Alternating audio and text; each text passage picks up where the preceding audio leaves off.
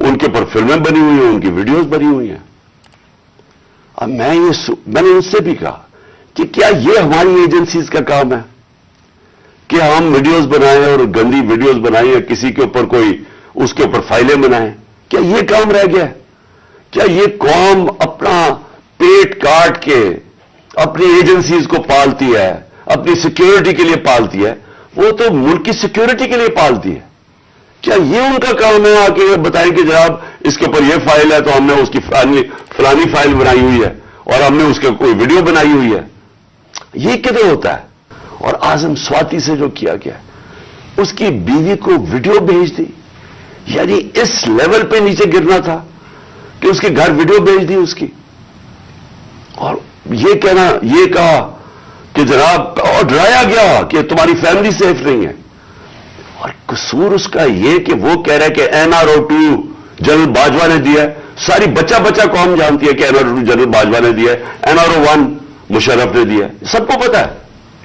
اس کے اوپر اتنی سزا, ایک سینیٹر کو, اس کو اٹھا کے, ہارٹ کا پیشنٹ ہے اعظم سواتی, اس کو کبھی وہاں بھیج رہے ہیں, کوئٹہ بھیج رہے ہیں, اس ٹھنڈ میں سندھ بھیج رہے ہیں پرائیویٹ جہاز میں. کون سا جرم کیا اس نے؟ اور کیوں؟ اگر آپ نے نہیں دیا NRO2 تو جا کے پبلک کو بتائیں نہیں دیا آپ نے. سارے آ کے لوگوں کو بتائیں آپ کے کس طرح آپ نے لوگوں کو بچایا. ہم بتائیں گے کیسے بچایا آپ نے. میں ایز پرائم منسٹر بتاؤں گا کہ کیسے آپ نے احتساب ہونے نہیں دیا.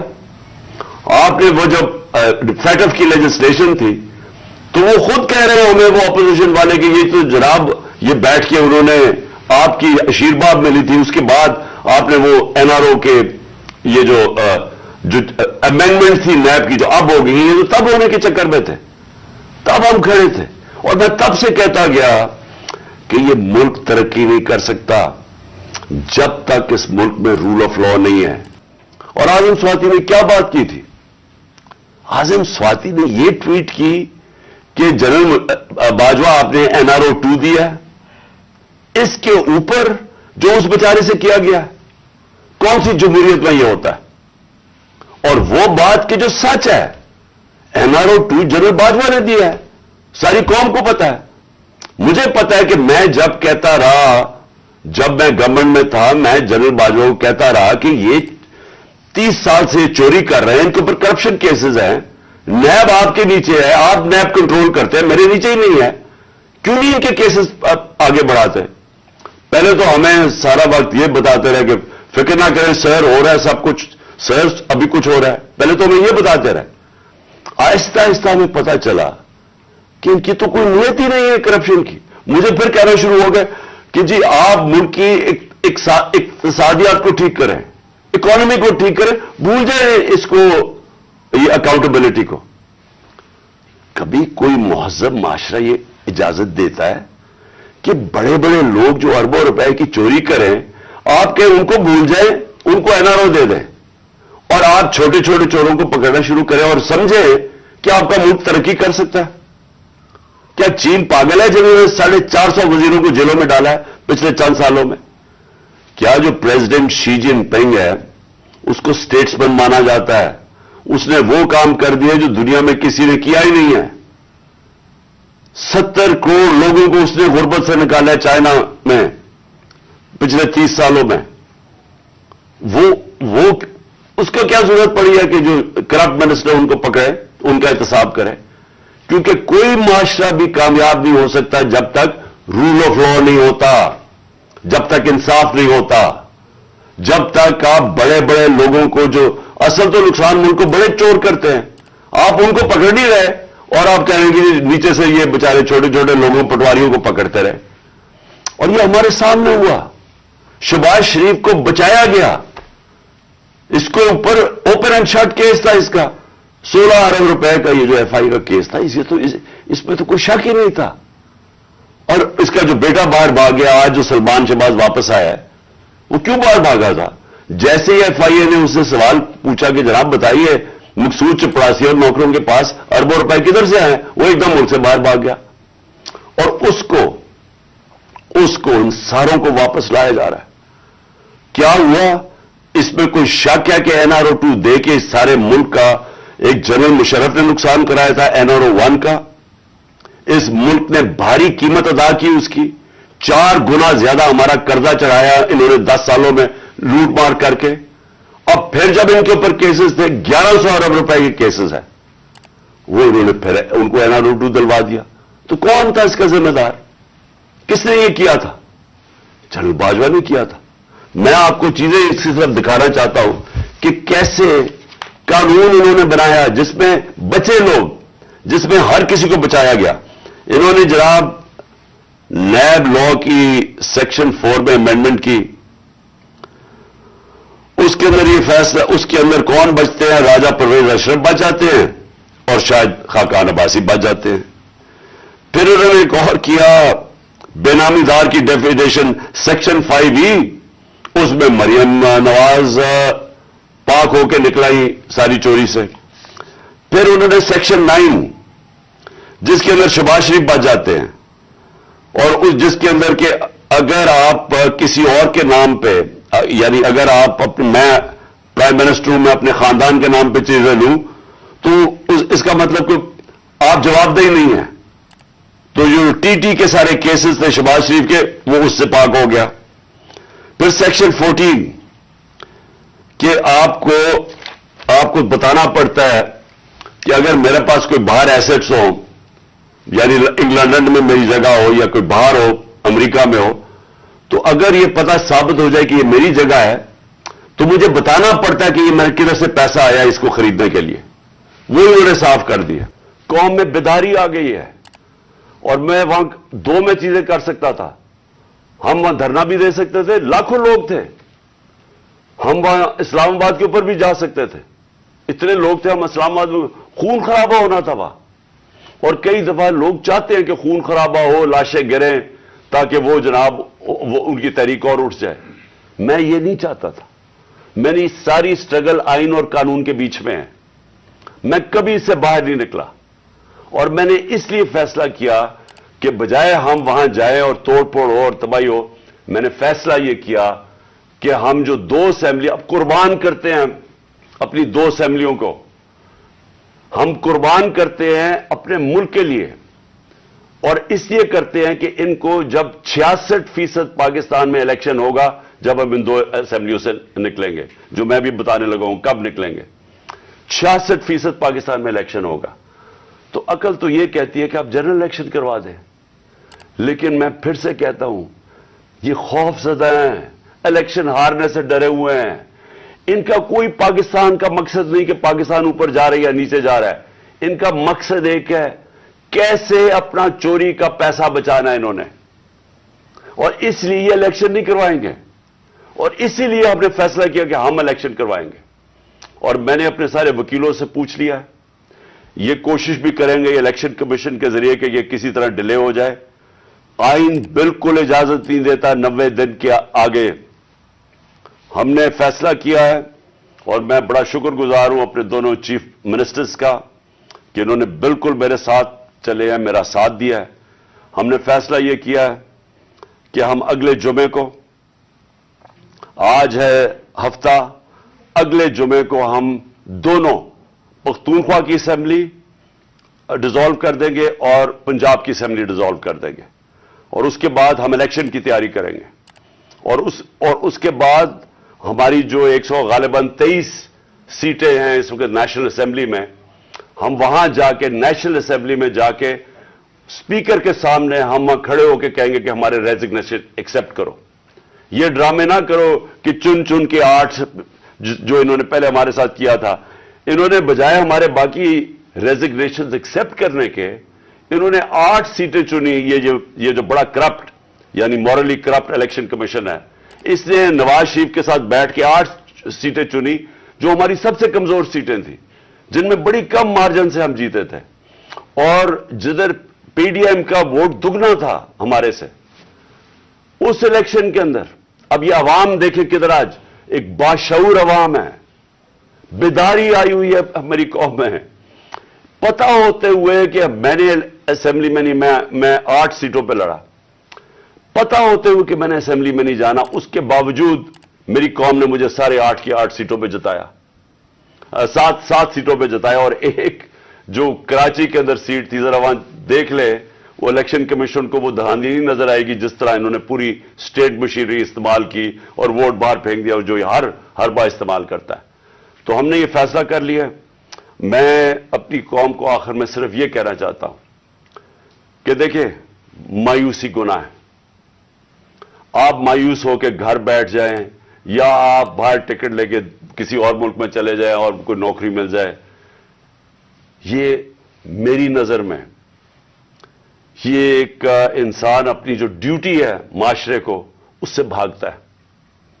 اصل آپ سب کی ڈیوٹی یہ ہے کہ ہم اب کھڑے ہوں اور ہم ان چوروں کا اور اس کرپٹ نظام کا مقابلہ کریں، اور ہم کریں الیکشن کے ذریعے، اور الیکشن کے ذریعے ان کو سبق سکھائیں آئین اور قانون کے بیچ میں رہتے ہوئے. میں نہیں چاہتا کہ یہاں سری لنکا جیسا سچویشن ہو کہ لوگ سڑکوں کے اوپر آ جائیں اور توڑ پھوڑ ہو.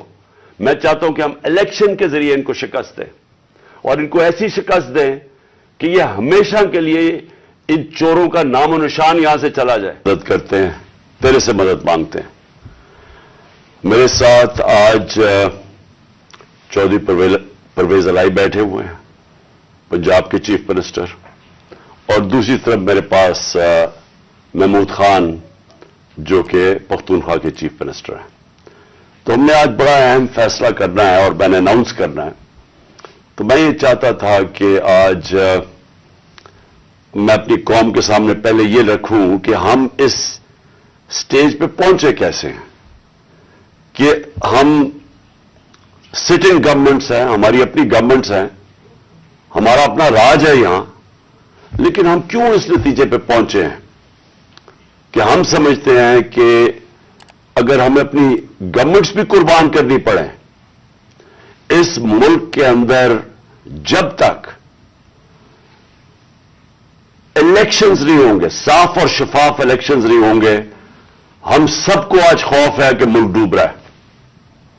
میں آپ کو وہ پاکستانی ہوتے ہوئے بتا رہا ہوں جس نے ساری باہر کمائی کی، 20 سال باہر پیسے کمائے، سب کچھ بیچ کے، جو فلیٹ تھا وہ بیچ کے، منی ٹریل دے کے، عدالت میں یہ بتا کہ میں نے وہ کدھر سے پیسے لیے، جو بھی میرا آمدنی کدھر تھی، پھر میں نے فلیٹ لیا، پھر وہ بیچا، پھر منی ٹریل، سب کچھ میرا آج جینا بن رہا پاکستان میں.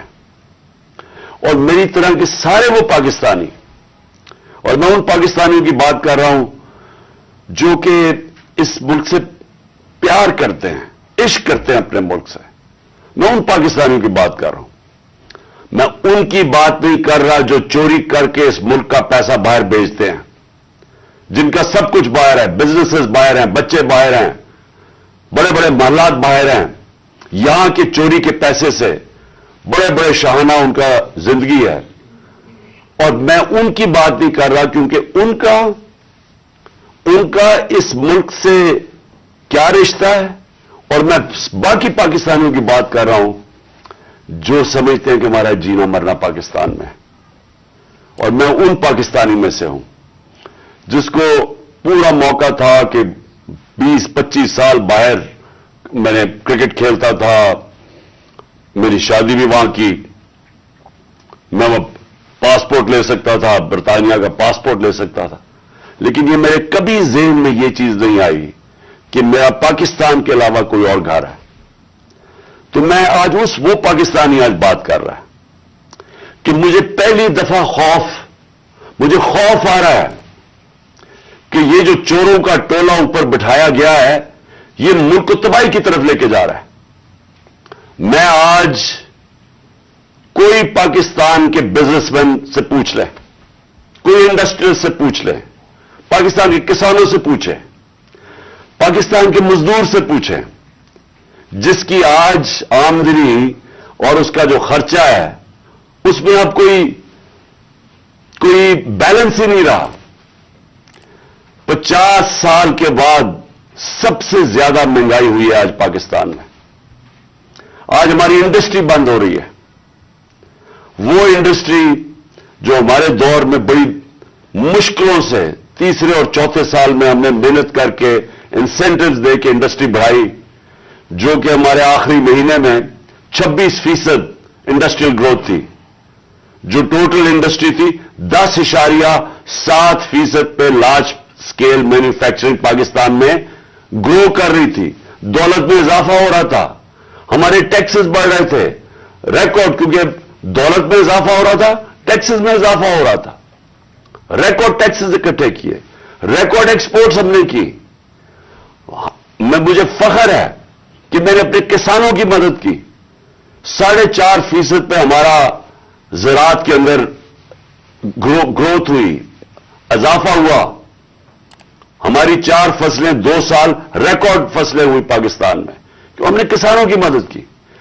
आज वो सारा जो पाकिस्तान वहां लेके जा रहे थे, आज मुझे एक चीज बताएं, एक चीज मुझे बताएं कि पाकिस्तान में किसी में बेहतरी हुई है। आज मायूसी का ये आलम है मेरे मुल्क में कि 7.5 लाख पाकिस्तानी मुल्क छोड़ के चले गए 7 महीने में। इनमें प्रोफेशनल्स थे, इस मुल्क ने उनके ऊपर पैसा खर्च किया हुआ था, डॉक्टर्स थे, प्रोफेशनल्स थे, इंजीनियर्स थे, स्किल्ड वर्कर, जो तरखान जो स्किल्ड वर्कर होता है।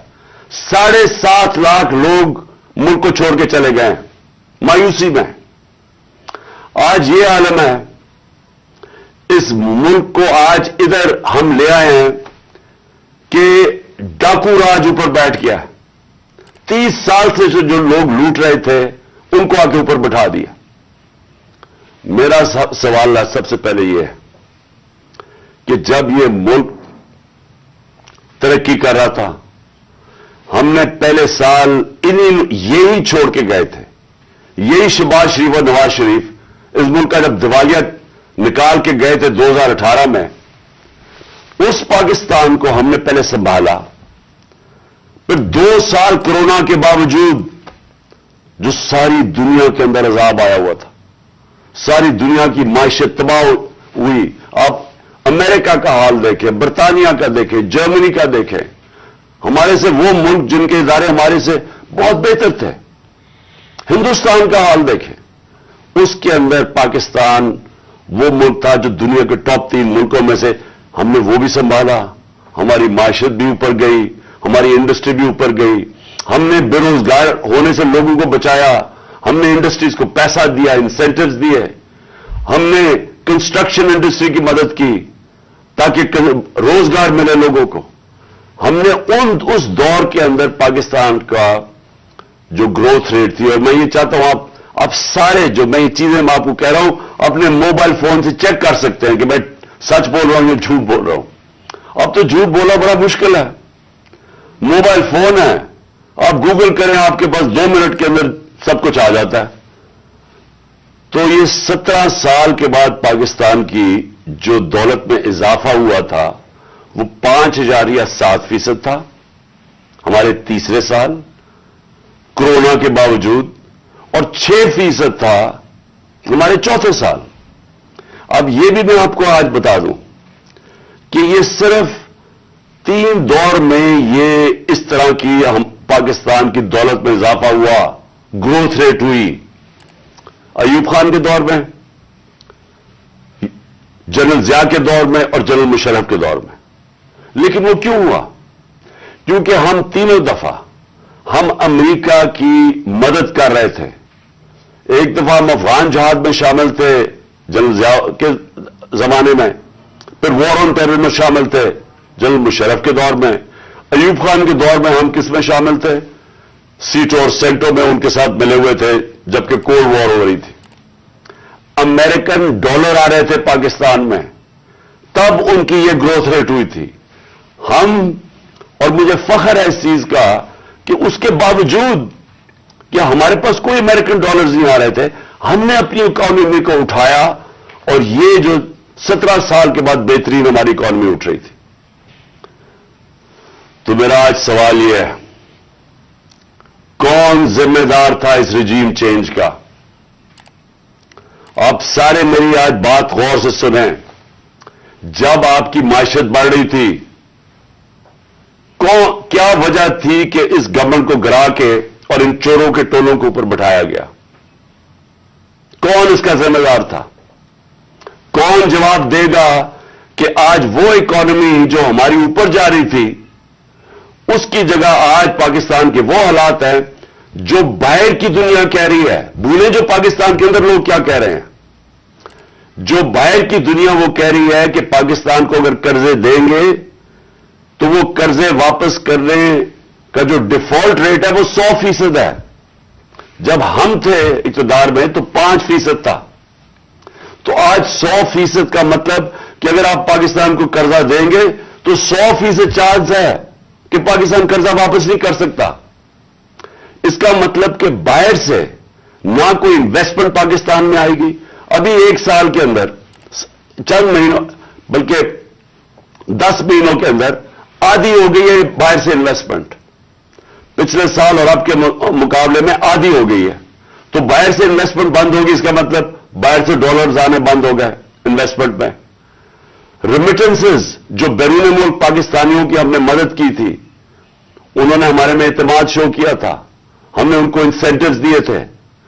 پاکستان کی تاریخ کی سب سے زیادہ بیرون ملک پاکستانی یہاں ڈالرز بھیج رہے تھے. اور پھر ایکسپورٹس جو یہ نون لیگ کے دور میں 5 سال بڑھی نہیں, مجھے فخر ہے کہ ہم نے ریکارڈ ایکسپورٹس 33 ارب ڈالر کی پاکستان میں ایکسپورٹس بڑھائی. اور پھر ہم نے ٹیکس کلیکشن, جو میں ابھی کہہ رہا ہوں کہ آمدنی ہوگی تو لوگوں پہ پیسہ خرچ کیا جائے گا. تو ہماری 6,100 ارب روپے کی ہمارے زمانے میں ٹیکس کلیکشن تھی. آج یہ سب کچھ نیچے جا رہا ہے. انڈسٹری بند ہو رہی ہے, بے روزگاری بڑھ رہی ہے. ہمارے زمانے میں, اور زمانے کی بات کر رہا ہوں 7-8 مہینے پہلے, فیصلہ آباد کے اندر ٹیکسٹائل کا مزدور نہیں ملتا تھا, باہر سے لانا پڑتے تھے. ریکارڈ ٹیکسٹائل انڈسٹری کی سیل تھی. تو آج بے روزگاری بڑھ رہی ہے. 50 سال کے بعد سب سے زیادہ مہنگائی ہے. آج ہمارے ملک کا یہ حال ہے کہ نہ باہر سے کسی کو اعتماد ہے اس حکومت کے اوپر, اور 88% پاکستان کے جو انویسٹر ہیں, جو بزنس مین ہیں, انہوں نے کہا کہ ہمیں اس حکومت پہ اعتماد نہیں ہے. تو میرا سوال میرے 2 سوال ہیں آج. پہلا تو سوال یہ ہے کہ جب باہر سے پیسہ ہی نہیں آ رہا اور ہم نے اپنے قرضے کی قسطیں واپس کر دی ہے ڈالرز میں, ہم نے جو بجلی کے کانٹریکٹ سائن کیے ہوئے ہیں وہ ڈالرز میں کیے ہوئے ہیں. جو کیپیسٹی پیمنٹ ہے, چاہے بجلی استعمال کریں یا نہ کریں, یہ جو پچھلی حکومت نے سائن کیا ہے وہ ڈالرز میں کیے ہوئے ہیں, ڈالرز میں پیسے دے رہے ہیں. تو جب ڈالرز آ ہی نہیں رہے پاکستان میں اور کم ہو گئے آنا, قرضے ہمارے بڑھتے جا رہے ہیں, تو آگے پاکستان کیسے آگے چلے گا؟ ایک ہی امید لگائی ہوئی ہے انہوں نے کہ کسی نہ کسی طرح جا کے چائنا کے پیر پکڑے یا ہم IMF کے پڑے کہ ہمیں وہ پیسے دے دیں. لیکن وہ تو کینسر کا علاج ڈسپلن سے ہے. وہ تو تھوڑی دیر آرام آئے گا, پھر قرضے تو بڑھتے جا رہے ہیں. طریقہ صرف ایک تھا جو ہم نے کوشش کی کہ ملک کی دولت میں اضافہ ہو. جب آپ کے ملک کی دولت میں اضافہ ہوگا تو آپ قرضے واپس کریں گے. تو آگے تو ان کے پاس کوئی روڈ میپ ہی نہیں ہے. ہم اگر یہ بڑا اچھا انہوں نے ہماری معیشت کو سنبھالا ہوتا تو ہم آرام سے ان کے ساتھ کہتے چلے ٹھیک ہے اپنا ٹائم پورا کر لیں. لیکن ملک تو نیچے جا رہا ہے, ہر چیز نیچے جا رہی ہے ملک میں, اور مجھے خوف ہے کہ یہ ڈیفالٹ کی طرف جا رہا ہے. یعنی ابھی بھی ہم ہماری ایلسیز پیمنٹ نہیں کر رہے ہیں. ابھی بھی ہم پیسے جو باہر کے ہمارے جو اپنے لائبلٹیز ہیں ابھی تک ہم اب وہ بھی پیسے نہیں دے رہے. تو سوال یہ ہے کہ ان کے پاس کیا روڈ میپ ہے؟ کوئی روڈ میپ نہیں ہے. یہ صرف ایک چیز یہ چاہتے ہیں کہ کسی نہ کسی طرح الیکشن کو ڈیلے کریں. اس لیے نہیں کہ انہوں نے معیشت کو اٹھا دینا ہے, یہ اس لیے ڈیلے کرنا چاہتے ہیں کہ یہ خوف زدہ ہیں الیکشن سے. ان کو ڈر لگا ہوا ہے کہ جب بھی الیکشن ہوں گے انہوں نے ہار جانا ہے. تو اپنے آپ کو بچانے کے لیے یہ ملک کو تباہ کر رہے ہیں. کیونکہ انہوں نے الیکشن میں ہار جانا ہے اس لیے یہ الیکشن نہیں کر رہے, اور یہ الیکشن ڈیلے کریں گے. اور میں یہ سمجھتا ہوں کہ یہ اکتوبر میں بھی نہیں الیکشن کروائیں گے. کوئی نہ کوئی الیکشن کمیشن ان کا ساتھ ملا ہوا ہے, ایک بڑا بددیانتدار آدمی ہے وہ ان کے ساتھ ملا ہوا ہے, اور وہ ان کو طریقے سے اب بتائے گا کہ کیسے الیکشن ڈیلے کیا جا سکتا ہے. اسی الیکشن کمیشن نے جب سپریم کورٹ جب گئے سپریم کورٹ میں، جب ہماری گورنمنٹ گرا رہے تھے یہ، تو اسی سپریم کورٹ کے پاس جب ہم گئے تو وہ مان گئے تھے کہ الیکشن ہم نے کہا الیکشن کروا دو، وہ مان گئے تھے. اس الیکشن کمیشن نے وہاں جا کے کہا کہ جی میں 7 مہینے تک الیکشن نہیں کروا سکتا، اور اس کی بیسس پہ الیکشن نہیں ہوئے. آئین، پاکستان کا آئین کہتا ہے کہ الیکشن کمیشن کو سارا وقت تیار ہونا چاہیے 90 دن میں الیکشن کروانا، اور میں یہ سمجھتا ہوں کہ یہ پوری کوشش کرے گا ان کے ساتھ مل کے کہ کسی نہ کسی طرح یہ الیکشن کھینچے. ان کو کوئی پاکستان کی فکر نہیں ہے، کیونکہ ان کے پیسے باہر پڑے ہوئے ہیں. روپیہ گرتا ہے، ان کے پیسے ڈالر میں، ان کی دولت میں اضافہ ہوتا ہے. ان کو کوئی فکر نہیں ہے کہ اگر ملک نیچے جاتا ہے تو انہوں نے تو پھر باہر چلے جانا ہے. یہ تو ہمیشہ جب مشکل آتی ہے ان کو پر کوئی کیسز ہوتے ہیں باہر بھاگ جاتے ہیں. تو لیکن میرا جو سوال ہے کہ کون ذمہ دار تھا اس کا؟ کس نے ایک چلتی ہوئی حکومت جو اچھی بلی جو میں خود آپ کو بتا رہا ہوں، اور یہ آپ اکنامک سروے آف پاکستان میں دیکھ سکتے ہیں کہ ہماری پرفارمنس کیا تھی. میں نہیں اگر کہہ رہا تو آپ خود دیکھ سکتے ہیں. اس حکومت کو سازش کر کے، بیرونی سازش کا حصہ بن کے، کون ذمہ دار ہے اس کا؟ اس کا ایک آدمی ذمہ دار ہے، اس کا نام ہے جنرل باجوہ. میں اس کے خلاف اس لیے نہیں بات کرتا تھا، آرمی چیف تھے. آرمی چیف کے خلاف آپ کیوں نہیں بات کر سکتے؟ کیونکہ فوج کو برا نام نہ آئے. ہم سب سمجھتے ہیں کہ اس ملک کو، جو میری طرح کے لوگ، آزاد ذہن کے لوگ ہیں، ہم تو اپنی فوج کو چاہتے ہیں مضبوط ہو. ہماری تو ساری پوری کوشش ہے کہ مضبوط فوج ہو تاکہ ہم آزاد ملک رہ سکیں. تو اس لیے ہم چپ کر کے بیٹھے رہے اور یہ سارے تماشے دیکھتے رہے کہ کیسے سازشیں ہوئی، کیسے لوگوں کو بتایا گیا. میں آپ کے سامنے ذرا ایک چھوٹی سی کلپ دکھانا چاہتا ہوں کہ اگر آپ کو کوئی شک ہے کہ ہوا کیا، تو پہلے تو الیکشن سے پہلے، ہماری حکومت گرانے سے پہلے، 4 نون لیگ کے جو بڑے نام ہیں انہوں نے کیا کہا. ان سے جب پوچھا گیا کہ جناب آپ نو کانفیڈنس موشن کامیاب ہو سکتی ہے اسٹیبلشمنٹ کے بغیر، کہ یہ جو ساری سازش ہوئی تھی اس میں ہم کسی کو اور کو نہ کہیں، ایک آدمی کے فیصلہ کرتا ہے، وہ تھا آرمی چیف اس وقت کے جنرل باجوہ. انہوں نے یہ فیصلہ کیا ہمیں ہٹانے کا. کیا وجہ تھی اس کے پیچھے؟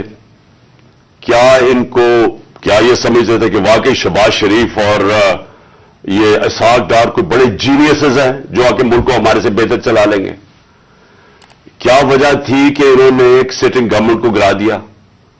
ہمارے لوگوں کو آ کے، وہ جس طرح ابھی مصطفیٰ کوکر نے بتایا کہ بیپ کے ممبرز اور ایم کیو ایم کے ممبرز اور شہزان بگٹی، سب کو پتا تھا کہ یہ تو جدھر حکم ملے گا ان کو اسٹیبلشمنٹ سے، انہوں نے ادھر جانا ہے، تو ان کو ادھر جا کے بھیج دیا کہ جناب آپ جا کے ادھر چلے جائیں، اور گورنمنٹ گر گئی.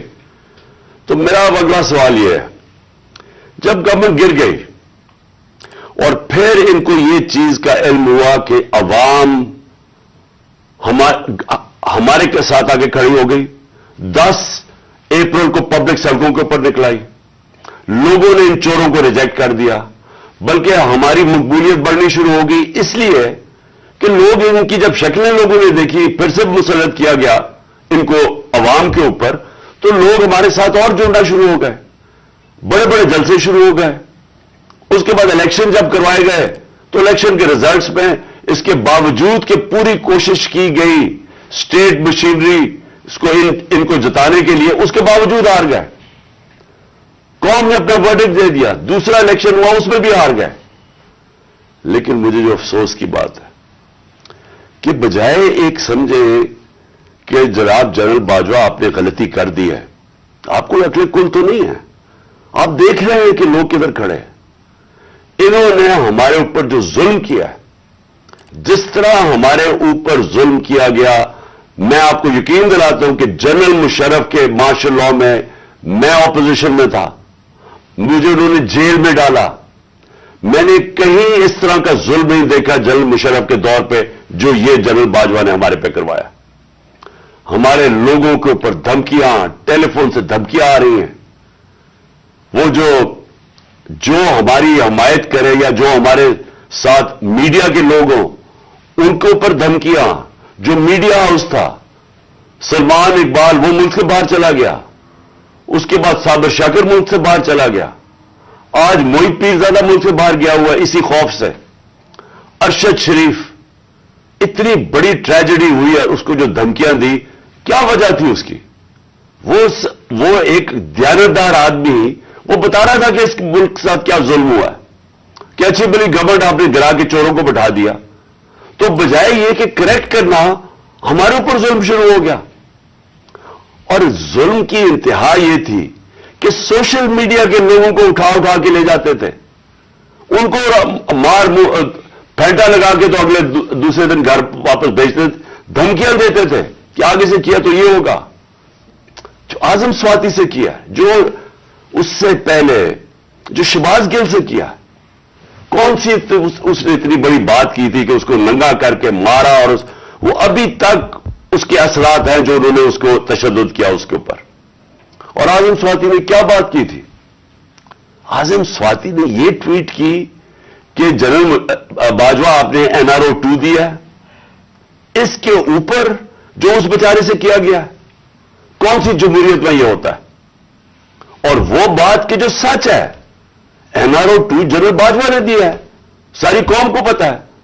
मुझे पता है कि मैं जब कहता रहा, जब मैं गवर्नमेंट में था, मैं जनरल बाजवा को कहता रहा कि ये 30 साल से चोरी कर रहे हैं, इनके ऊपर करप्शन केसेस हैं, नैब आपके नीचे है, आप नैब कंट्रोल करते हैं, मेरे नीचे ही नहीं है, क्यों नहीं इनके केसेस आगे बढ़ाते? पहले तो हमें सारा वक्त ये बताते रहे कि फिक्र ना करें सर, हो रहा है सब कुछ, सर अभी कुछ हो रहा है। पहले तो हमें ये बताते रहे। आहिस्ता आहिस्ता हमें पता चला कि इनकी तो कोई नीयत ही नहीं है करप्शन की। मुझे फिर कहना शुरू हो गया कि जी आप मुल्क की इक्तिसादियात को ठीक करें, इकोनॉमी को ठीक करें, भूल जाए इसको, ये अकाउंटेबिलिटी को। कभी कोई मुहज़्ज़ब माशरा ये इजाजत देता है कि बड़े बड़े लोग जो अरबों रुपए की चोरी करें, आप कहें उनको भूल जाए, उनको NRO दे दें, और आप छोटे छोटे चोरों को पकड़ना शुरू करें और समझे कि आपका मुल्क तरक्की कर सकता है? क्या चीन पागल है जिन्होंने 450 वजीरों को जेलों में डाला है पिछले चंद सालों में? क्या जो प्रेसिडेंट शी जिनपिंग है, उसको स्टेट्समैन माना जाता है, उसने वो काम कर दिया जो दुनिया में किसी ने किया ही नहीं है। 70 करोड़ लोगों को उसने गुर्बत से निकाला है चाइना में पिछले 30 सालों में। वो उसको क्या जरूरत पड़ी है कि जो करप्ट मिनिस्टर उनको पकड़े, उनका एहतसाब करे?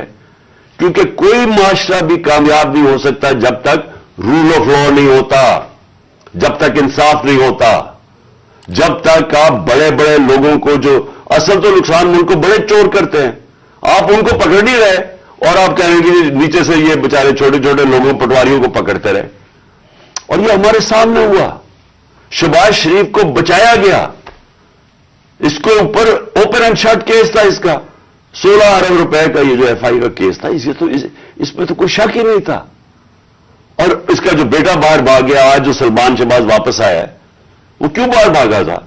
जैसे ही FIA ने उससे सवाल पूछा कि जनाब बताइए, मकसूद चपरासी और नौकरों के पास अरबों रुपए किधर से आए, वो एकदम मुल्क से बाहर भाग गया।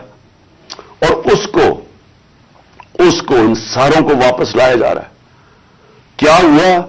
इसमें कोई शक है कि NRO 2 दे के इस सारे मुल्क का एक जनरल मुशर्रफ ने नुकसान कराया था, NRO 1 का। इस मुल्क ने भारी कीमत अदा की उसकी, 4 गुना ज्यादा हमारा कर्जा चढ़ाया इन्होंने 10 सालों में लूट मार करके। अब फिर जब इनके ऊपर केसेस थे, 1100 अरब रुपए के केसेस है, वो इन्होंने फिर उनको NRO 2 दिलवा दिया। तो कौन था इसका जिम्मेदार? किसने ये किया था? जनरल बाजवा ने किया था। मैं आपको चीजें इसी तरफ दिखाना चाहता हूं कि कैसे कानून इन्होंने बनाया जिसमें बचे लोग, जिसमें हर किसी को बचाया गया। इन्होंने जनाब نیب لا کی سیکشن 4 میں امینڈمنٹ کی، اس کے اندر یہ فیصلہ، اس کے اندر کون بچتے ہیں؟ راجہ پرویز اشرف بچ جاتے ہیں اور شاید خاقان عباسی بچ جاتے ہیں۔ پھر انہوں نے ایک اور کیا، بے نامی دار کی ڈیفینیشن سیکشن 5E، اس میں مریم نواز پاک ہو کے نکلائی ساری چوری سے۔ پھر انہوں نے سیکشن 9 جس کے اندر شہباز شریف بچ جاتے ہیں، اور جس کے اندر کہ اگر آپ کسی اور کے نام پہ، یعنی اگر آپ میں پرائم منسٹر ہوں، میں اپنے خاندان کے نام پہ چیزیں لوں تو اس کا مطلب کہ آپ جواب دہی نہیں ہیں۔ تو جو ٹی کے سارے کیسز تھے شہباز شریف کے، وہ اس سے پاک ہو گیا۔ پھر سیکشن 14 کہ آپ کو بتانا پڑتا ہے کہ اگر میرے پاس کوئی باہر ایسٹس ہوں، یعنی انگلینڈ میں میری جگہ ہو یا کوئی باہر ہو، امریکہ میں ہو، تو اگر یہ پتہ ثابت ہو جائے کہ یہ میری جگہ ہے تو مجھے بتانا پڑتا ہے کہ یہ میرے کدھر سے پیسہ آیا اس کو خریدنے کے لیے۔ وہ انہوں نے صاف کر دیا۔ اب نیب بتائے گی کہ ان کے پاس پیسہ کدھر سے آیا۔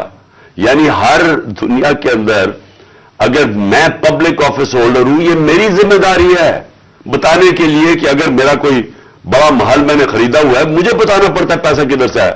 انہوں نے وہ قانون ہی ختم کر دیا۔ چن کے آصف زرداری بھی اس میں صاف ہو گیا، چن کے وہ لوگ جو 30 سال سے اس ملک کو لوٹ رہے تھے، ان ساروں کو انہوں نے پاک اور صاف کر دیا۔ یہ اصل وجہ ہے مایوسی کی آج پاکستان میں۔ لوگ جنہوں نے یہ تماشا دیکھ رہے ہیں کہ ایک طرف قوم مر رہی ہے اس مہنگائی کے اندر اور فیکٹریاں بند ہو رہی ہیں، بے روزگاری کی قرضے چڑھتے جا رہے ہیں، ایک طرف یہ ہے اور دوسری طرف یہ اربوں روپے کی ان کی کرپشن معاف ہو رہی ہے، اور یہ بہت بڑی وجہ ہے آج مایوسی کی۔ اور میں نے یہ جو ہمارے اوپر ظلم ہوا، میں صرف اس کے اوپر آنا چاہتا ہوں کہ مجھے ایک جگہ بتایا گیا جنرل باجوہ نے کہ جی آپ کے لوگوں کے اوپر ہمارے پاس تو فائلیں ہیں ان کی کرپشن کی، ان کے اوپر فلمیں بنی ہوئی ہیں، ان کی ویڈیوز بنی ہوئی ہیں۔ اب میں نے ان سے بھی کہا کہ کیا یہ ہماری ایجنسیز کا کام ہے کہ ہم ویڈیوز بنائیں اور گندی ویڈیوز بنائیں یا کسی کے اوپر کوئی اس کے اوپر فائلیں بنائیں؟ کیا یہ کام رہ گیا ہے؟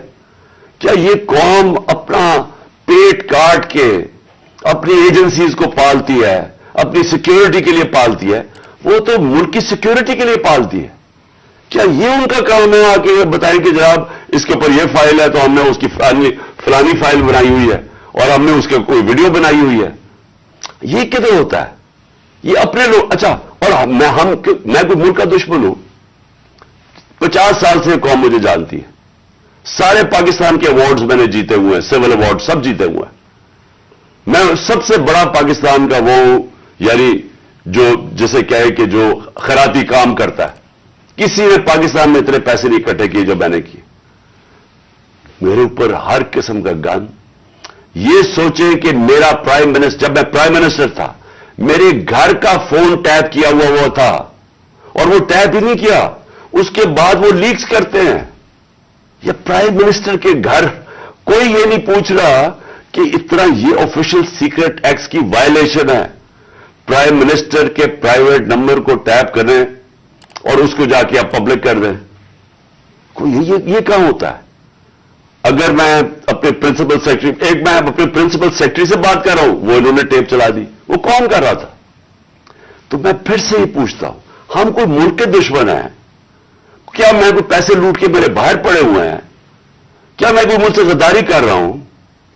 لیکن جو ہمارے سے کیا گیا ہے، اور اعظم سواتی سے جو کیا گیا، اس کی بیوی کو ویڈیو بھیج دی، یعنی اس لیول پہ نیچے گرنا تھا کہ اس کے گھر ویڈیو بھیج دی اس کی، اور یہ کہا کہ جناب، اور ڈرایا گیا کہ تمہاری فیملی سیف نہیں ہے۔ اور قصور اس کا یہ کہ وہ کہہ رہا ہے کہ NRO2 جنرل باجوہ نے دیا ہے۔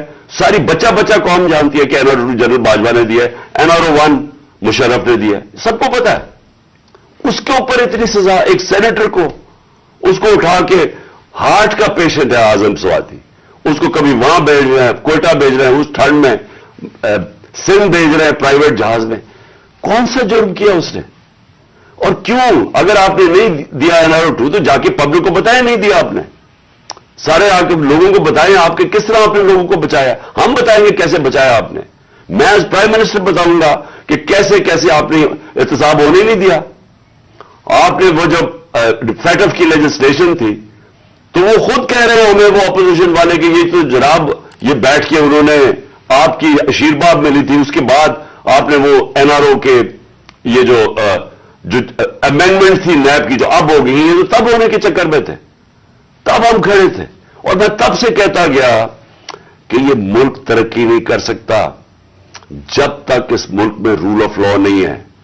کوئی دنیا میں ملک آج تک ترقی نہیں کیا جس کے طاقتور ڈاکو ان کو آپ چھوٹ دے دیں اور صرف کمزور لوگوں کو پکڑے. کوئی ملک ترقی نہیں کر سکتا, یہ ملک آگے بھی نہیں بڑھ سکتا. میں آخر میں بات بھی کرتا ہوں کہ انشاءاللہ اللہ نے موقع دیا تو ہم اب کیا پلان بنائیں گے اس ملک کو اس دلدل سے نکالنے کا جو انہوں نے پھنسایا ہوا ہمیں. اب میں جو اگلی بات کرنا چاہتا ہوں وہ یہ کہ ہم نے آپس میں مشاورت کی. میں نے پہلے کوشش کی کہ ہماری جو مارچ ہے آزادی مارچ, حقیقی آزادی کی مارچ, ہماری کوشش یہ تھی کہ ہم ان کو گورنمنٹ کو بتائیں کہ اس وقت قوم کدھر کھڑی ہے. لاکھوں لوگ سڑکوں کے اوپر نکلے ہمارے ساتھ آزادی مارچ پہ اور سب ایک ہی چیز چاہ رہے ہیں الیکشن. آج اوپینین پول ہے کہ 70% پاکستانی سروے کے مطابق 70% پاکستانی کہہ رہے ہیں الیکشن کرواؤ. ہم نے آزادی مارچ بھی یہی کی. ہم نے گورنمنٹ کو کہ ایک آئین کے اندر رہ کے ہم نے ان کو پریشر ڈالنے کی کوشش کی کہ دیکھیں یہ عوام ادھر کھڑی ہوئی ہے اور آپ صرف کہ جی ہمارے کرپشن کے کیسز معاف ہو جائے یا نواز شریف کو پاک کر دیں اور پھر وہ کوئی نیلسن منڈیلا پاکستان آ جائے اور اس کے لیے ملک ڈوبتا جائے, لیکن آپ کو صرف ایک ہی کرپشن کا پڑا ہوا تھا. میں صرف ایک آپ کو چاہتا ہوں کہ کلپ ضرور دیکھیں. یہ جس دن 2 دن پہلے یعنی میں آفس سے گیا 9 اپریل کو, یہ 8 اپریل کو اس پچھلی اپریل کو میں نے یہ کلپ ریکارڈ عوام سے خطاب کیا تھا. میں صرف چاہتا ہوں یہ آپ دیکھ لیں کہ یہ نہیں کہ مجھے نہیں پتا تھا کہ کیا ہوگا یا یہ جو ہوا ہے یہ ہمیں پتا نہیں تھا, یہ ہونا تھا. اور اس کے اوپر میں نے 2 دن پہلے اقتدار چھوڑنے سے پہلے یہ ذرا کلپ ذرا دیکھ لیں. اسی طرح بس پاور مل جائے تاکہ پھر سے پہلے جو این آر او 1 بنا تھا ان کو ساروں نے انہوں نے مل کے جو چوری کی جنرل مشرف نے این آر او دے دیا. اب یہ این آر او 2 ہوگا. ان کا مقصد صرف یہ ہے کہ وہاں اسمبلی پہ آئیں. سب سے پہلا یہ کام میں آج آپ کو کہہ رہا ہوں, انہوں نے نیب کو ختم کرنا ہے, انہوں نے اپنے کرپشن کیسز ختم کرنے. اس وقت حالات یہ ہیں کہ یہ جو سارے ضمانت کے اوپر ہے ڈر کس چیز کا ہے, ان کے سارے کیسز آنے لگے سامنے تو وہ جلدی جلدی ہٹانا چاہتے تھے کہ کسی طرح یہ اپنے کیسز سے نکل جائے. یہ صرف آپ کو اس لیے دکھا رہا تھا کہ ہمیں سب پتا تھا یہ کیا ہو رہا ہے. مجھے یہ سازش کا پوری طرح پتا تھا. مجھے میرے ہٹنے سے 1 سال پہلے کا اندازہ ہو گیا تھا کہ یہ شہباز شریف کو تیار کیا جا رہا ہے لانے کے لیے. اس کے باوجود کہ اس کے پاس 16 ارب روپے اس کے اور اس کے بچوں کے اوپر ایف آئی اے کیس تھے اور 8 ارب روپے کے نیب کے کیس تھے. تو مجھے یہ سارا پتا تھا یہ ہو رہا ہے. اور مجھے افسوس کی بات یہ ہے کہ میں جب بھی پوچھتا تھا جنرل باجوہ سے تو ہمیشہ کہتے تھے کہ نہیں ہم تو کسی صورت ہم ایسا نہیں کر سکتے, ہم تو کنٹینیوٹی چاہتے ہیں. تو اس کا نتیجہ کیا ہوا؟ وہ آ گیا, شہباز شریف آ گیا اور آپ کے سامنے جو ملک کے اب حالات ہیں آپ سب ساری قوم کے سامنے ہیں. میرا پوائنٹ یہ ہے آج کہ میں آخری جو اناؤنسمنٹ جو کرنے لگا ہوں اس سے پہلے میں صرف یہ پوچھنا چاہتا ہوں کون ہے ذمہ دار اس کا؟ کیا کوئی اس کا جواب دے گا کہ اچھی بلی گورنمنٹ چلتے ہوئے اس کو گرا کے ان چوروں کو اوپر لے آئیں؟ اور میرا اگلا سوال یہ ہے کہ اس کے بعد جو ہمارے اوپر سختیاں کی گئی, جو سوشل میڈیا پہ جو میڈیا جو ہماری حمایت کرتا تھا, کیسز کی میرے اوپر بارش ہو گئی, مجھے دہشت گردی کا کیس کروا دیا. 25 مئی کو پولیس نے جس طرح ہمارے اوپر ظلم کیا, اور جب ہم پولیس والوں سے پوچھتے تھے وہ کہتے جی ہمیں پیچھے سے آرڈر ہے. جس طرح کا ہمارے اوپر ظلم کیا گیا, میں سوال یہ پوچھتا ہوں کہ کیا ہم بھیڑ بکریاں ہیں, ہم کیڑے مکوڑے ہیں کہ آپ جب فیصلہ کریں پہلے آپ، اور میں نے آپ کے کانوں سے، جنرل باجوہ کے کانوں سے سنا کہ یہ کرپٹ ہے، اب آپ نے فیصلہ کیا کہ یہ ٹھیک ہو گئے ہیں، اور آپ نے فیصلہ کیا کہ جناب یہ آپ ملک کو ٹھیک کریں گے، تو کیا ہم وہ کیڑے مکوڑے ہیں کہ جدھر آپ بھیڑ بکریوں کو دھکیلیں گے ہم ادھر چلے جائیں گے؟ یعنی ہم انسان ہیں یا ہم جانور ہیں کہ جو آپ کا فیصلہ ہو بند کمروں کے اندر ہم اسی کے اوپر چل پڑے؟ اور آپ کو جب نظر بھی آ رہا تھا کہ پاکستانی قوم ان کو ریجیکٹ کر رہی ہے، ہمیں تو ہمارے ساتھ میرا تو فائدہ کروا دیا، مجھے تو اللہ نے کبھی اتنی عزت دی نہیں جو اس کے بعد ملی ہے، لیکن ملک کو کدھر پہنچا دیا آج۔ اور میں کیا یہ پوچھنا چاہتا ہوں کہ پاکستان کا مستقبل ہے کہ پہلے یہ لوٹیں گے، اب ان کے بچے تیار ہو گئے لوٹنے کے لیے، کیا اب ہم ان کو لے کے آئیں گے؟ اور اگر ہم ان کے خلاف جائیں گے اور ہم ان کو ریزسٹ کریں گے تو ہمیں پھیٹا لگایا جائے گا، ہمارے پر کیسز کیے جائیں گے، ہمیں ڈرایا جائے گا۔ مجھے ابھی بھی کہہ رہے ہیں کہ جی آپ اگر یہ آپ نے گورنمنٹ چھوڑ دی تو آپ کے اوپر بڑا ظلم ہوگا، آپ کی پروٹیکشن چلی جائے گی۔ جب میں جا رہا تھا، میں آج اپنی قوم کو بتانا چاہتا ہوں کہ جب میں جا رہا تھا مارچ کے اوپر، سب کو، میرے ارد گرد بھی لوگوں کو پتا ہے، میں نے سب کو کہا تھا کہ اس میں واردات ہوگی، میرے خلاف میری جان کو خطرہ ہے۔ میں نے ٹی وی کے اوپر جا کے اس سے پہلے بتایا تھا کہ یہ دینی انتہا پسند کے نام پہ مجھے قتل کریں گے۔ ہر روز جب میں مارچ پہ جاتا تھا اور میں بشرا بیگم کو خدا حافظ کہتا تھا، میں تو ان کو سلام کرتا ہوں کہ ان کو پتا ہوتے ہوئے کہ میری جان خطرے میں تھی، اس کے باوجود وہ مجھے کہتی تھی کہ نہیں جاؤ، یہ جہاد ہے، یہ اللہ کے لیے آپ کام کر رہے ہیں۔ کوئی اپنی زندگی خطرے میں نہیں ڈالتا پیسے کے لیے یا اقتدار کے لیے، کوئی زندگی خطرے میں نہیں ڈالتا۔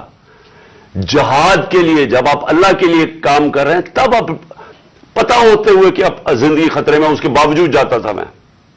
اور میں جیسے ٹھیک ہوں گا انشاءاللہ، جیسے میں چلنے کے قابل ہوں گا میں پھر نکلوں گا باہر، کیونکہ یہ اللہ کا کام ہے۔ اپنی قوم کو حقیقی طور پہ آزاد کرنا یہ اللہ کا حکم ہے ہمیں۔ ظلم اور ناانصافی کے ساتھ سامنے کھڑا ہونا یہ اوپر والے کا حکم ہے، اس کو وہ جہاد کہتا ہے۔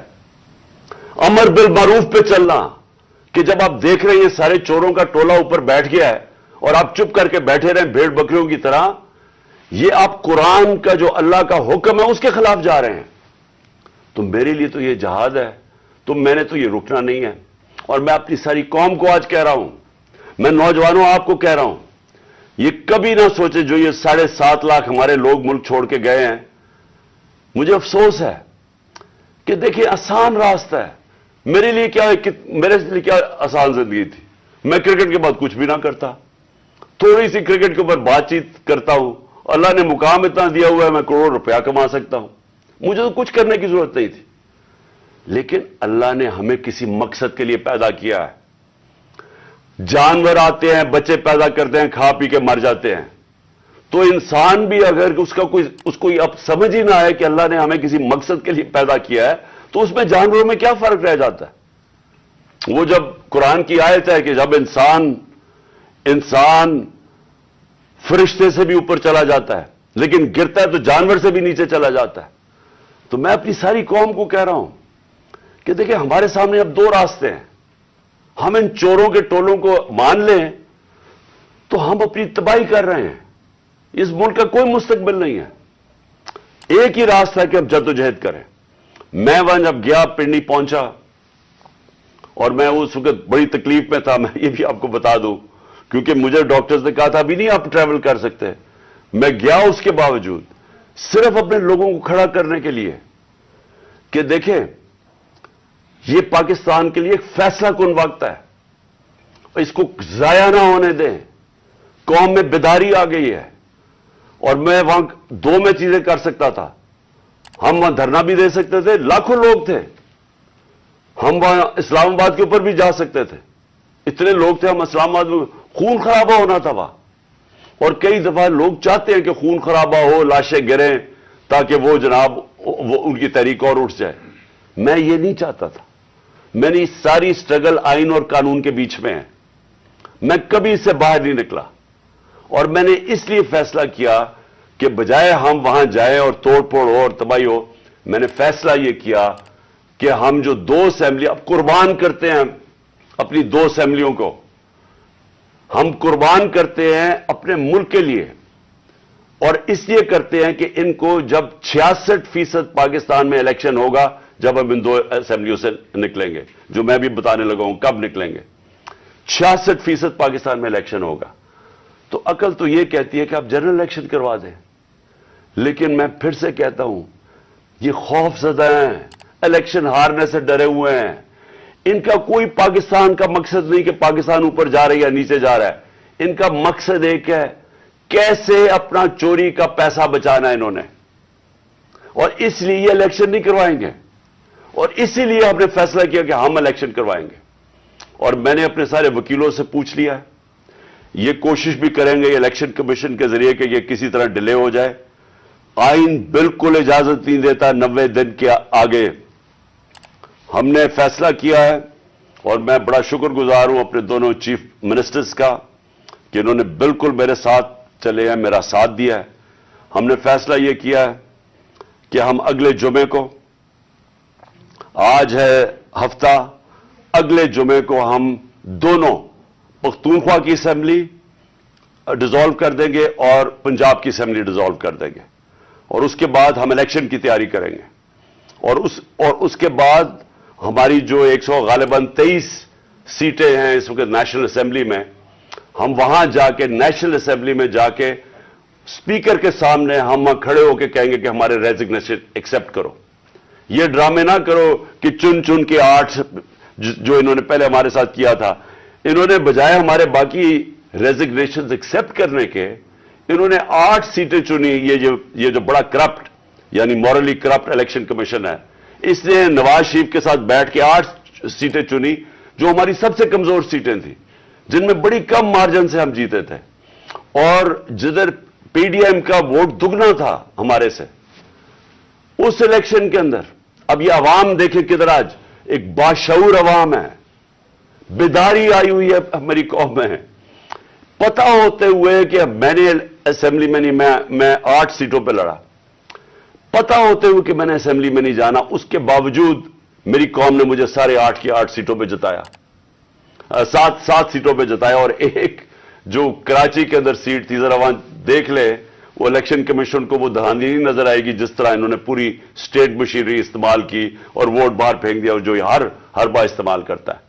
تو ہم نے یہ فیصلہ کر لیا ہے۔ میں اپنی قوم کو آخر میں صرف یہ کہنا چاہتا ہوں کہ دیکھیں، مایوسی گناہ ہے، آپ مایوس ہو کے گھر بیٹھ جائیں یا آپ باہر ٹکٹ لے کے کسی اور ملک میں چلے جائیں اور کوئی نوکری مل جائے، یہ میری نظر میں یہ ایک انسان اپنی جو ڈیوٹی ہے معاشرے کو اس سے بھاگتا ہے۔ اصل آپ سب کی ڈیوٹی یہ ہے کہ ہم اب کھڑے ہوں اور ہم ان چوروں کا اور اس کرپٹ نظام کا مقابلہ کریں، اور ہم کریں الیکشن کے ذریعے، اور الیکشن کے ذریعے ان کو سبق سکھائیں آئین اور قانون کے بیچ میں رہتے ہوئے۔ میں نہیں چاہتا کہ یہ سری لنکا جیسا سچویشن ہو کہ لوگ سڑکوں کے اوپر آ جائیں اور توڑ پھوڑ ہو۔ میں چاہتا ہوں کہ ہم الیکشن کے ذریعے ان کو شکست دیں، اور ان کو ایسی شکست دیں کہ یہ ہمیشہ کے لیے ان چوروں کا نام و نشان یہاں سے چلا جائے، اور وہ تب ہوگا جب آپ سب اس کو اپنی ذمہ داری لے کے نکلیں گے۔